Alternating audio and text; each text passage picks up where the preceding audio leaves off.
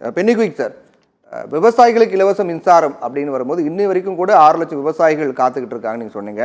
ஆனா விவசாயிகள் இலவச மின்சாரம் கொண்டு வந்தது திமுக ஆட்சியில தான் அப்படின்ற போது இப்போ இருக்கக்கூடிய கடுமையான நிதி நெருக்கடி காரணமாக அது கொஞ்சம் இந்த மாதிரி சிரமங்கள்லாம் ஏற்படுறது அப்படிங்கிற மாதிரி சொல்றாரு புகழேந்தி சார். நீங்க சொல்றீங்க நிதி நெருக்கடி இருக்கிறது இல்லை என்று நாங்கள் சொல்லல. நிதி நெருக்கடி இருக்கிறது.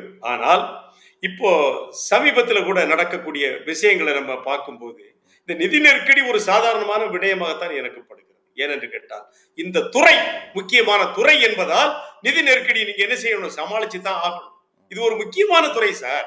நம்ம நினைக்கிற மாதிரி இல்லை. இது நீங்க எங்கதான் நீங்க சந்திரயானுக்கு போனாலும், நீங்க சூரியனை ஆய்வு செய்ய போனாலும் சாப்பிடணும் சார், சாப்பிடணும். அப்படி நீங்க சாப்பிடணும் என்று கேட்டால் நாங்க என்ன செய்யணும்? நிதி நெருக்கடியா இருந்தாலும் கூட ஒவ்வொரு ஆண்டும் இந்த வேளாண் துறைக்காக ஒதுக்கப்படக்கூடிய தொகைங்கிறது அதிகமாக தானே இருக்கு.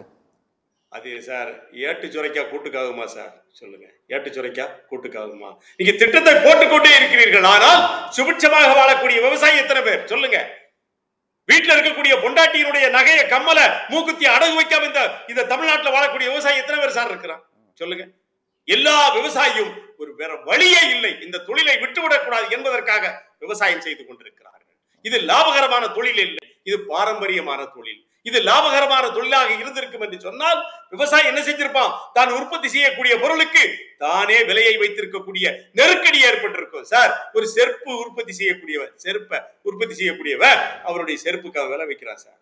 ஒரு மண்பாட்ட உற்பத்தி செய்யக்கூடிய ஒரு மண்பாட்ட தொழிலாளி கூட அந்த மண்பாட்டத்திற்கான விலையை வைக்கிறார். ஆனால் 24 மணி நேரமும் ஒண்ணு தெரிஞ்சுக்கோங்க, கொரோனா உச்சக்கட்டத்தில் இருந்த போது எல்லா துறையும் செயலிழந்தது.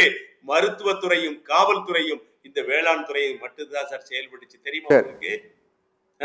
அப்ப நாங்கள் அத்தியாவசியமானவர்கள், நாங்கள் இன்றியமையாதவர்கள்.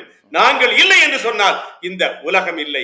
சுழன்றும் அறிவித்திருக்கக்கூடிய அறிவிப்புகள்லாம் செயல்பாட்டுக்கு வந்தாலே போதும். சுழன்றும் ஏற்பினது உலகம் சார். இப்ப அறிவித்திருக்கக்கூடிய அறிவிப்புகள்லாம் சுழன்றும் ஏற்பினது உலகம். நாங்க இல்லை என்றால் இந்த உலகம் இல்லை. அதனால் என்ன செய்யுங்க, எங்களுக்கு கொடுக்கக்கூடிய நிதி என்பது அது அமுத சுரபிக்கு காமதேருக்கு கொடுக்கக்கூடிய நிதியை போன்றது சார்.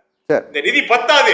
இந்த நிதி கடைக்கோடிக்கு சென்று சேர வேண்டும். இந்த பட்ஜெட் என்பது ஒட்டுமொத்தமாக தமிழகத்திற்கான பட்ஜெட்டாக இல்லாமல் குறிப்பிட்ட பகுதிக்கான பட்ஜெட்டாக இருக்கிறது என்று சொல்லி பகிரங்கமாக குற்றம் சாட்டுகிறேன். தமிழகத்தில் இருக்கக்கூடிய அனைத்து மாவட்டங்களுக்கும் குழு சென்று எல்லா விவசாயிகளையும் சந்தித்து, விவசாய சங்க பிரதிநிதிகளை சந்தித்து அவர்களுடைய குறைகளை எல்லாம் கேட்டு நீங்கள் என்ன செய்திருக்க வேண்டும்? இந்த பட்ஜெட்டை தயாரித்திருக்கிறோம். பெரியார் பாசனத்திலே நாங்கள் வாடிக்கொண்டிருக்கிறோம். தென்காசி மாவட்டம் வாடி கிடக்கிறது. அப்ப எங்களுடைய குமரல்களை நாங்க எங்க போய் சொல்றது? சரி சார், கேட்போம் சார், கேட்போம் புகழேந்தி சார் கிட்ட கேட்போம்.